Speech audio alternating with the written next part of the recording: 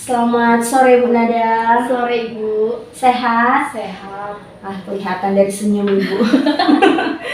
Baik, sebelumnya terima kasih ya Bu ya atas waktunya. Ibu sudah memberikan waktu kepada saya untuk melakukan beberapa kegiatan. Nah, pada kegiatan ini kita melakukan kegiatan praobservasi dulu ya Bu ya. Sebelumnya kan kita udah ada bicara-bicara ya Bu ya, bicara-bicara tentang penyusunan modul ajar ya kan Bu ya. Nah, kira-kira pada percakapan kita kali ini apa tujuan yang hendak Ibu capai atau yang Ibu harapkan? Mungkin yang ingin saya harapkan pada percakapan kita di sore hari ini, saya ingin dikuatkan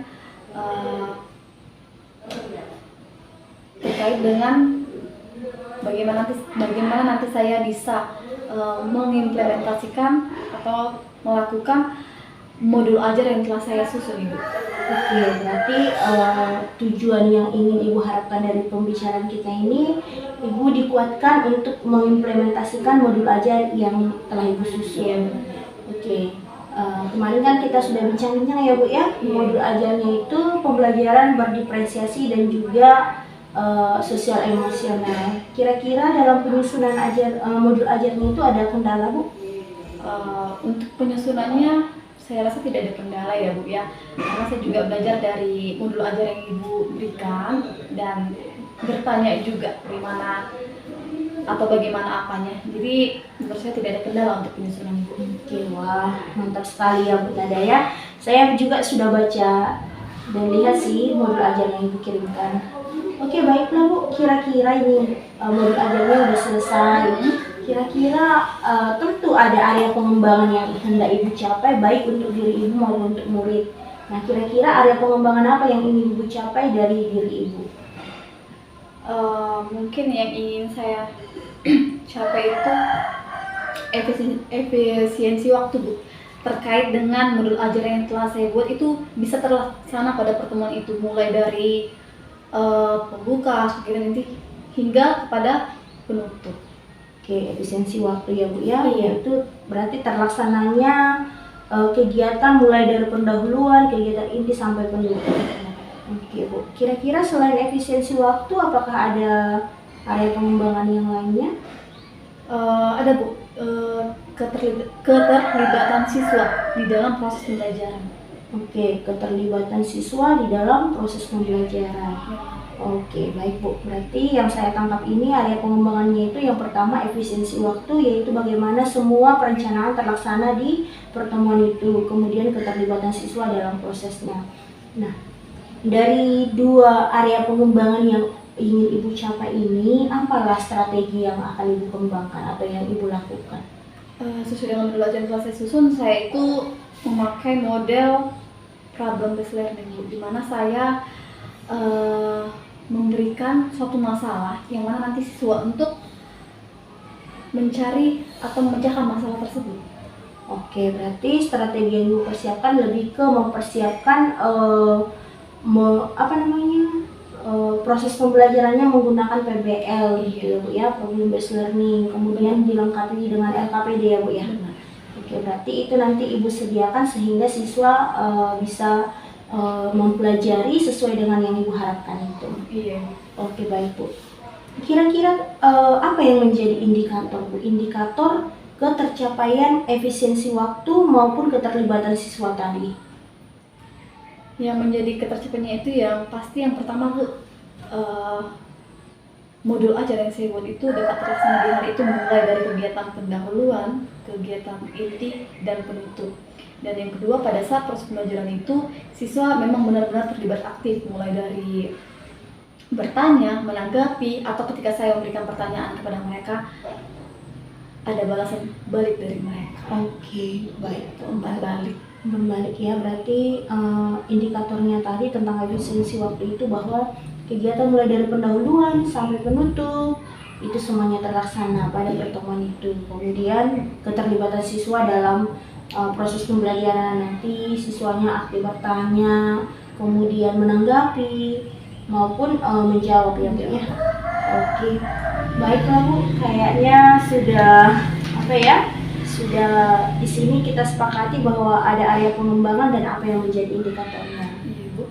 Semoga apa yang kita bicarakan hari ini bisa menguatkan Ibu untuk melakukan observasi besok di kelas 10B ya Bu ya? 10B. 10B. Materinya tentang apa Bu? Kebebasan berpendapat, Ibu. Oke, kebebasan berpendapat. Oke, sangat kontekstual sekali ya Bu ya. Kebebasan berpendapat. Baik Bu Nada, saya berharap apa yang menjadi area pengembangan Ibu bisa nanti tercapai melalui proses pembelajaran yang akan kita laksanakan. Tetap semangat ya Bu Nada. Terima kasih, Bu. Oke, baik Bu Nada, cukup sekian dan terima kasih banyak. Iya, Ibu, sama-sama, Bu. Selamat pagi menjelang siang, anak-anak semuanya. Baik, sebelum kita memulai pembelajaran hari ini, kita awali dengan doa. Silakan, siapa yang mau tugas hari ini untuk doa? Oke, silakan Pak. Mungkin doa hari ini.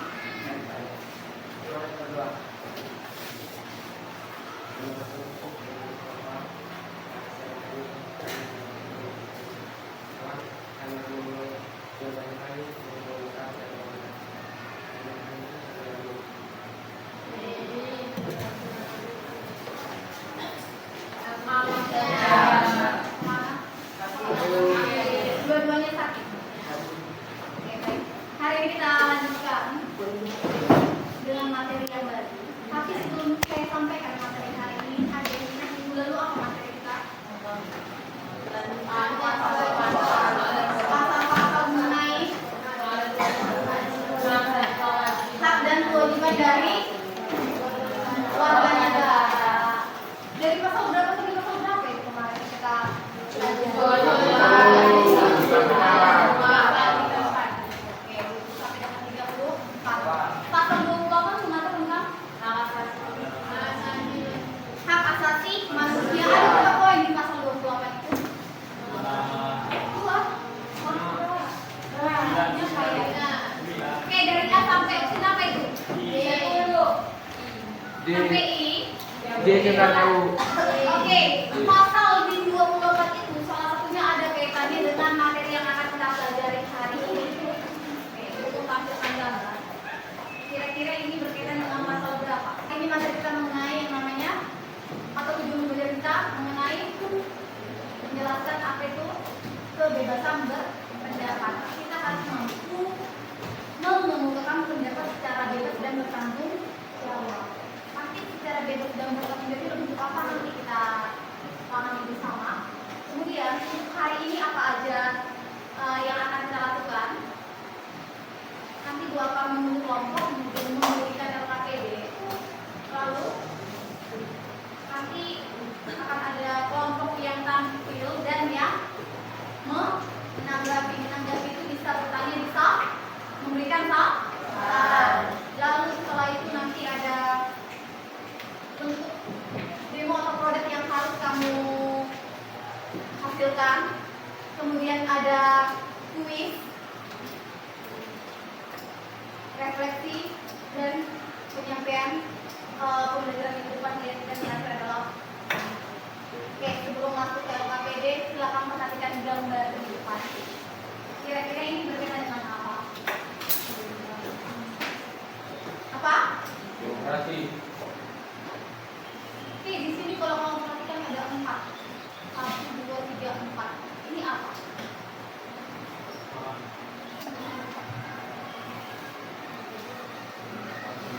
Oke, Indonesia tak pernah memiliki tahap bebas sepenuhnya di internet, hanya bebas sebagian.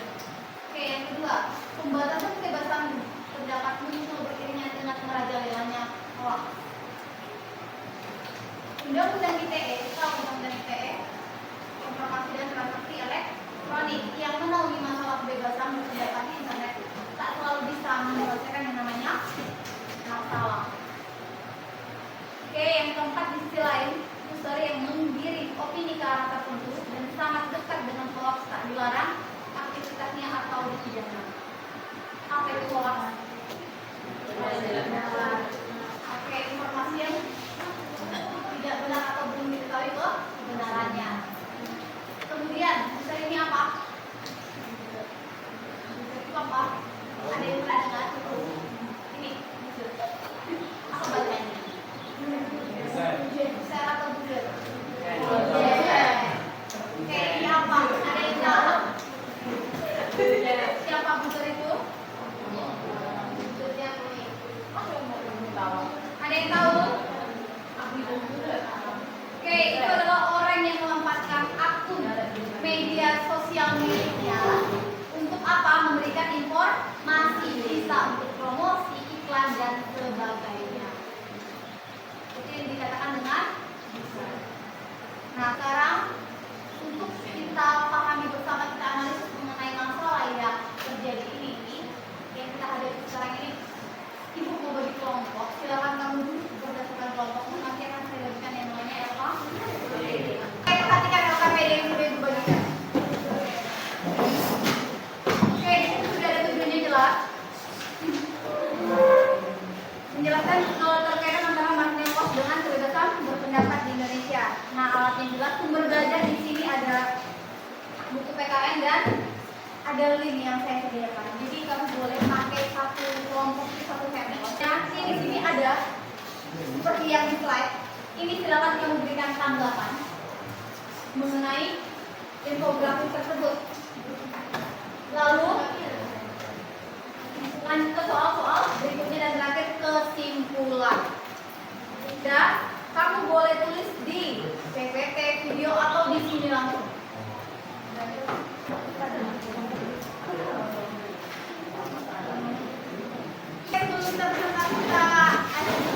Saya bilang sikut, kamu pegang sikut. Ketika dibilang sakit, kamu pegang A. Terus ketika dibilang sikat, kamu ambil pena. Jadi penanya 1 untuk 5 orang. Oke, perhatikan. Sakit. Sikut. Selamat siang semuanya. Iya. Pada kesempatan ini saya akan menyaksikan hasil diskusi kami. Perkenalkan, saya Ajin, saya Adile, saya Wana, Saya mohon didengarkan. Nomor 1. Inilah 1 atau 2 permasalahan yang akan kamu amati berdasarkan infografis tersebut. Kemudian, hubungkan permasalahan tersebut dengan kebebasan mengungkapkan pendapat. Permasalahan 1. Permasalahan pembatasan kebebasan berpendapat di internet. Hubungannya semua orang harus bebas mengungkapkan pendapat. Permasalahan kedua. Permasalahannya adalah user yang membuat opininya sendiri hanya untuk kebutuhan pribadi dan menjadikan orang lain korban dari beritanya yang tidak benar atau hoax. Siapa yang akan memberikan? Baik, silakan.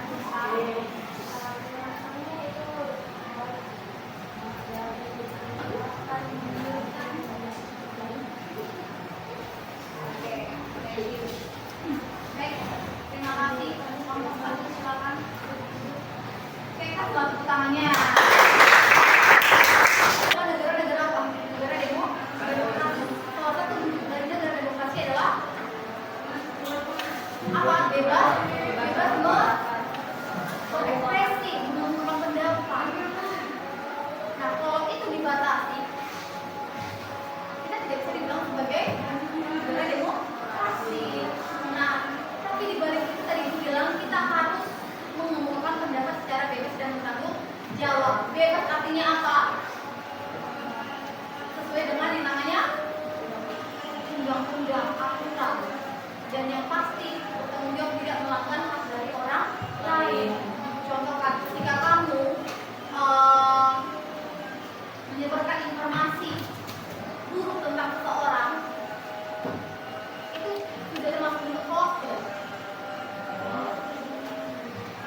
Kamu tidak suka kamu sebarkan informasi mengenai diri dan segala macam, itu bisa nggak kena undang-undangnya? Bisa. Undang-undang apa itu? Apa jadi? Undang-undang apa? Iya, bagian dari undang-undang apa yang mengatur itu? ITE, informasi dan transaksi elektronik. Kamu menyebarkan yang tidak baik, perjudian, video-video yang tidak baik, itu nanti bakalan disanksi dengan undang-undang ITE.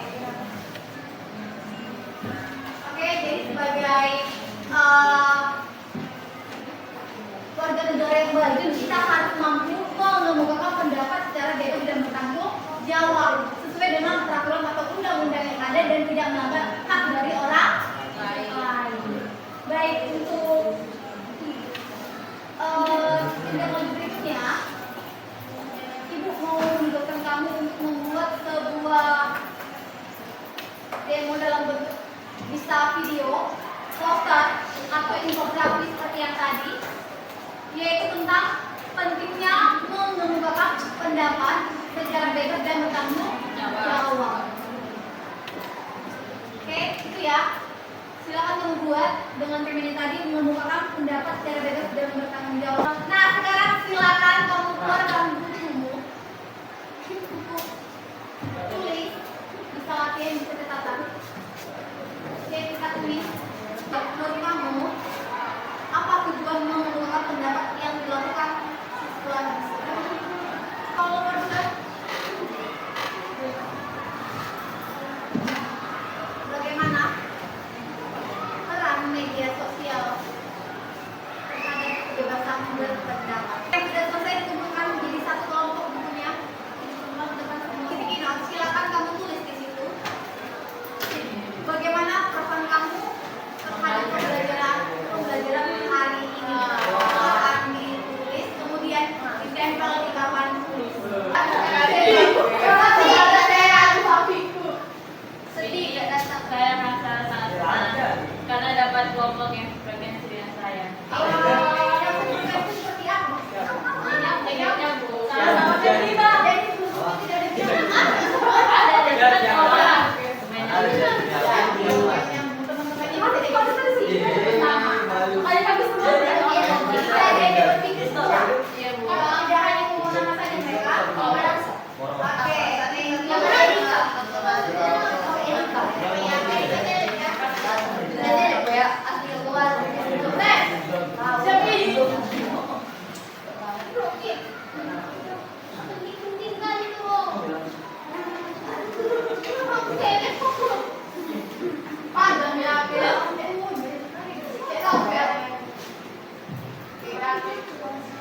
Oke, kelas.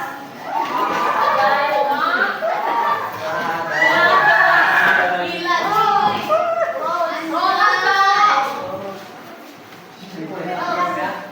Rolas. Oh. Dengarkan dulu. Oh ya, bola roll. Pembelajaran hari ini menyenangkan karena metode belajarnya simpel. Oke,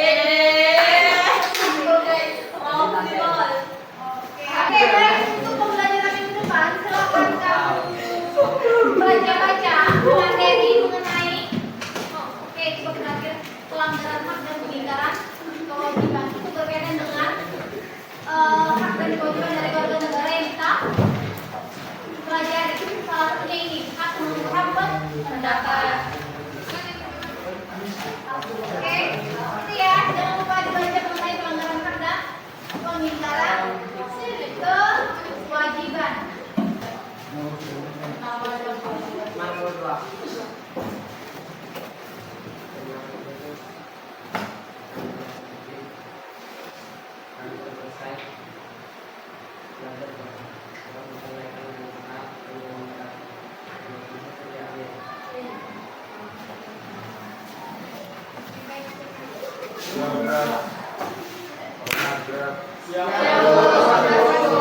Baik, selamat siang.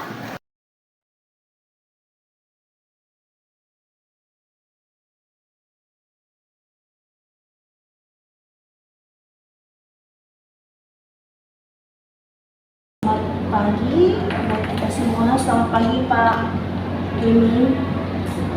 Selamat pagi Bu Nada. Sehat Pak Bu. Oke, pada pertemuan kali ini izinkan saya melakukan percakapan pasca observasi dalam teknik coaching dalam supervisi akademik. Selamat pagi Bu Nada. Pagi Bu Jarli. Sehat Bu? Sehat Ibu. Baik, sebelumnya terima kasih ya Bu Nada, sudah banyak proses yang kita jalani ya Bu ya. Mulai dari tahap penyusunan modul ajar, kemudian pra-observasi, observasi hingga saat ini boleh kita berada di tahap pasca observasi. Aman Bu Nada? sebelum kita bicara lebih jauh lagi di tahap pasca observasi ini kan Bu, apalah kira-kira yang harapan yang ingin Ibu dapatkan pada percakapan kita kali ini?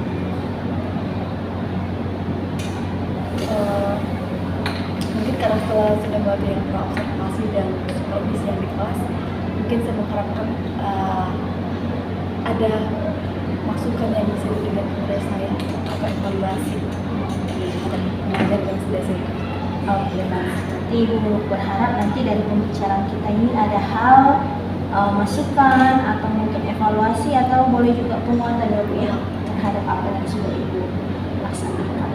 Baik, terima kasih Bu Nada. Sebelumnya saya ya tentu sangat berterima kasih atas keterbukaan hati Ibu, kebersediaan Ibu untuk menjadi rekan saya dalam melakukan coaching dalam supervisi akademik.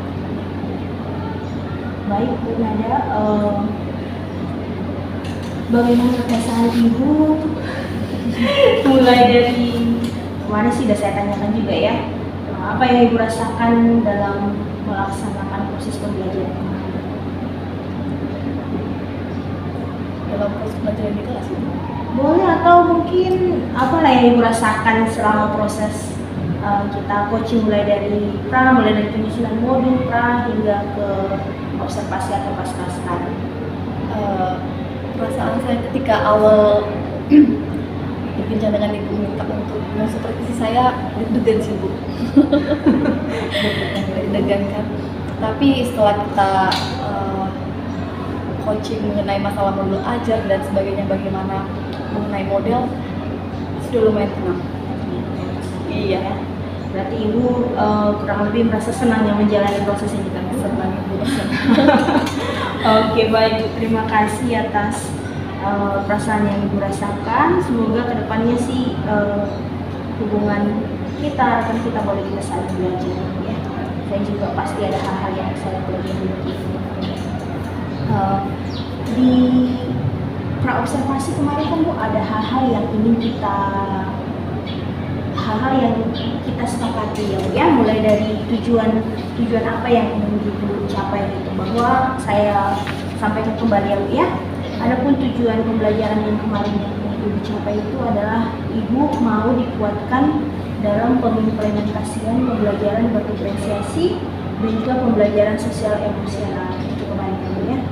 Kemudian area pengembangan yang hendak dicapai itu yang pertama itu adalah efisiensi waktu. Indikatornya itu adalah bahwa setiap tahap kegiatan pembelajaran yang telah direncanakan bisa terlaksana di pertemuan itu, mulai dari pendahuluan, kegiatan inti sampai ke penutup. Kemudian area yang kedua itu adalah mengaktifkan siswa dalam proses pembelajaran. Nah, pembelajaran berdiferensiasi, Ibu sudah menjadi fasilitator menyediakan kebutuhan belajar mereka. Nah, itu nanti terlihat bagaimana Ibu fokus ke bagaimana mereka bisa aktif mengerjakan LKPD, bertanya, menanggapi ataupun menjawab. Itu kemarin Ibu ya. Kemudian strategi yang Ibu persiapkan itu ya tentu dari membuat perencanaan modul ajar yang menerapkan pembelajaran berdiferensiasi maupun sosial emosional dengan menggunakan model pembelajaran based learning. Oke, baik Bu. Nah, tadi dari tujuan maupun area pengembangan, kira-kira kemarin itu bagaimana tercapaiannya? Untuk di pertemuan itu kan ada dua yang ingin saya capai Bu. Untuk modul ajar itu tersendiri tercapai sih menurut saya, karena dari mulai penutup dari pembuka kegiatan inti sampai penutup itu terlaksana.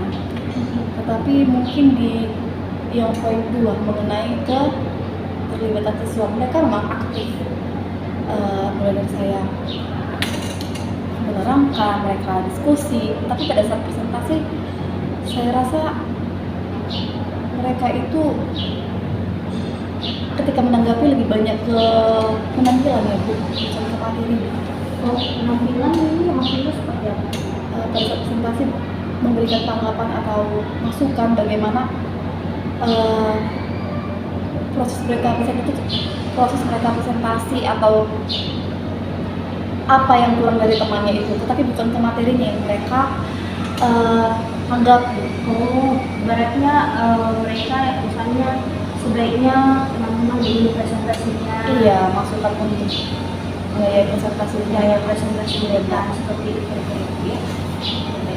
Berarti tadi di keterlibatan di efisiensi waktu mulai dari kegiatan pendahuluan sampai penutup tadi perjalanan lancar.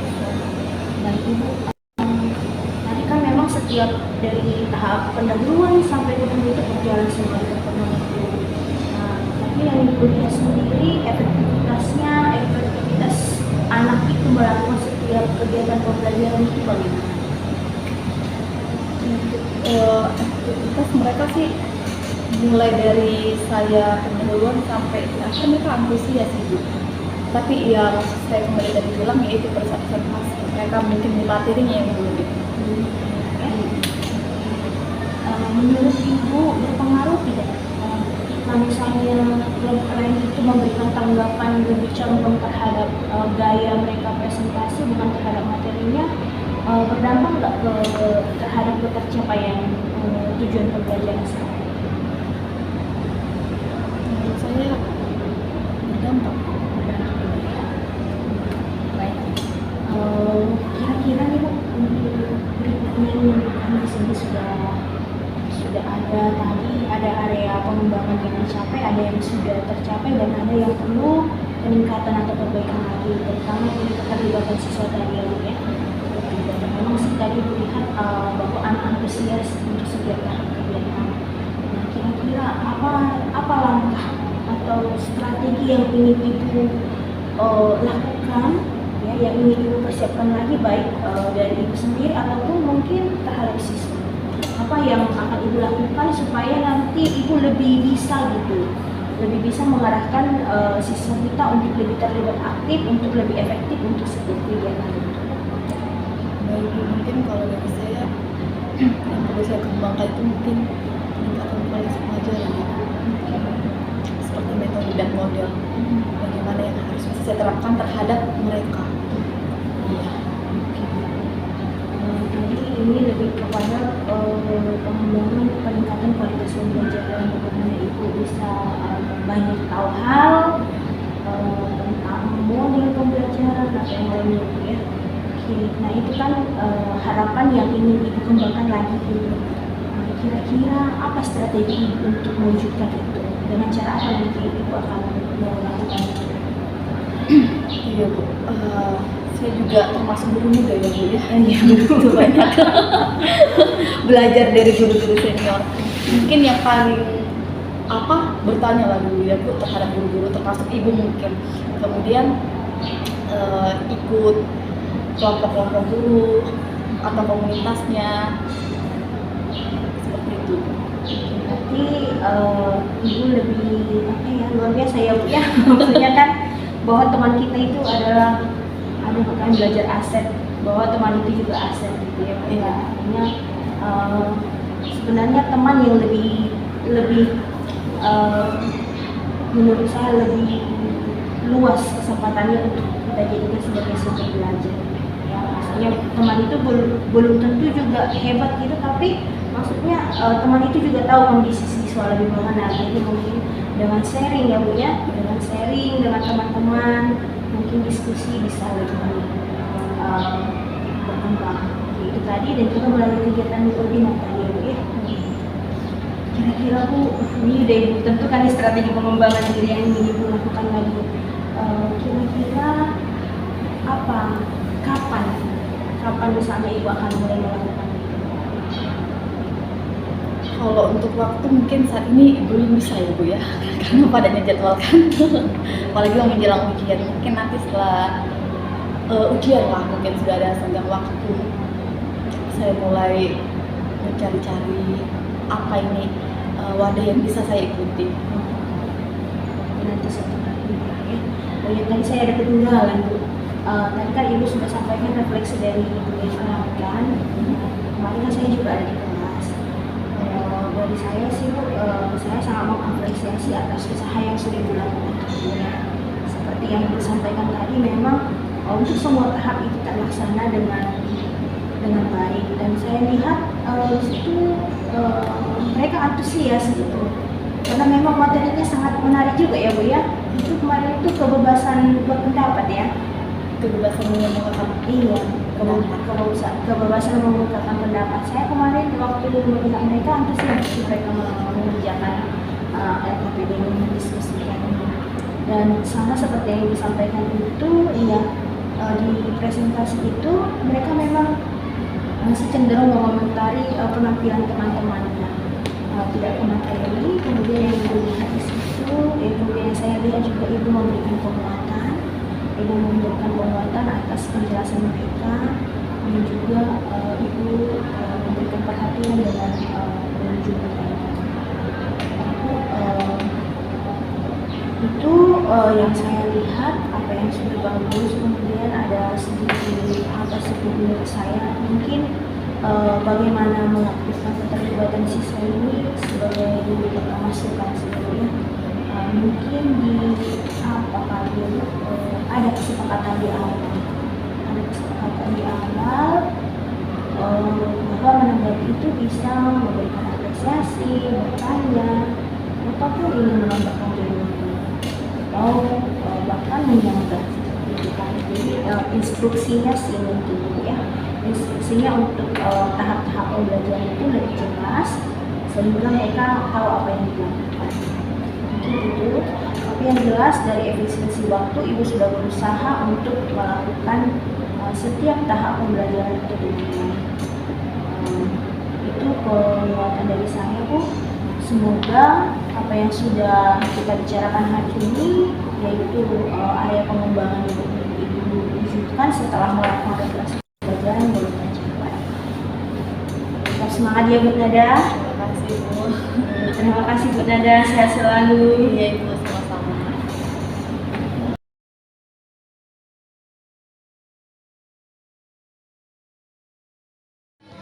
Hai guys, kenalin nama aku Marsha. Aku dari kelas 10B.